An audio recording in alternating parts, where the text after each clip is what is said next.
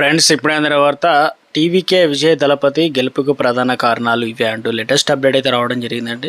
So ఆ వివరాలు ఏంటనేది కూడా వీడియోలో తెలుసుకుందాం. వీడియోని చివరి వరకు చూడండి, అర్థమవుతుంది. మరోసారి ఈ ఛానల్ వస్తే తప్పకుండా సబ్స్క్రైబ్ చేసుకోండి. చూస్తున్నారు కానీ లైక్ చేయడం మర్చిపోతున్నారు అనమాట. వెంటనే లైక్ చేయండి. ఇక వివరాలకైతే వెళ్ళిపోదామండి. సింహం సింగిల్గానే వస్తుంది, పందులే గుంపులుగా వస్తాయనే రజనీకాంత్ నటించిన శివాజీ సినిమాలోని డైలాగు ఇక తమిళనాడులో అధికార డిఎంకు కాంగ్రెస్కి ఇతర ప్రతిపక్షాలు కలిసి పోటీలోకి దిగాయన్నమాట. అయితే ఇక ప్రతిపక్ష కూటమి నుంచి ఏఐఎన్డీఎంకే తరపున బీజేపీ ఇతర పార్టీలు బరిలో దిగిందనమాట. ఈ రెండు కూటమిలకు షాకిస్తూ విజయ్కి చెందిన టీవీకే తమిళనాడులో అతిపెద్ద పార్టీగా అవతరించింది. ఇక తమిళనాడులో టీవీకే గెలవడానికి ప్రధాన కారణాలు విషయానికి వస్తే ముఖ్యంగా విజయ్ మాస్లో విపరీతమైన ఫాలోయింగ్ కారణంగా చెప్పుకోవచ్చు. ఆ సమయంలో కమల్ హాసన్ అవార్డు సినిమాలో హీరోగా క్లాస్ ఇమేజ్ మాత్రమే అయితే ఉంది.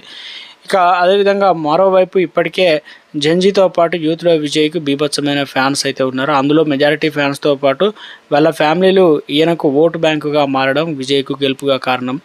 తన అభిమానులు విజయ్ కూడా బలంగా నమ్మారు. మొదటిసారిగా ఓటర్లు దాదాపు 30 ఏళ్లలోపు యువత పెద్ద సంఖ్యలో టీవీకే వైపు మొగ్గు చూపింది. దీని ప్రభావంగానే తమిళనాడు అసెంబ్లీ ఎన్నికల్లో రికార్డు స్థాయిలో పోలింగ్ నమోదైంది. మరోవైపు ఉత్తరాది అదేవిధంగా తెలుగు రాష్ట్రాల్లో పోలిస్తే తమిళనాడులో సినిమా నటులు అభిమానులకు ఒక రకమైన పిచ్చి అని చెప్పాలి.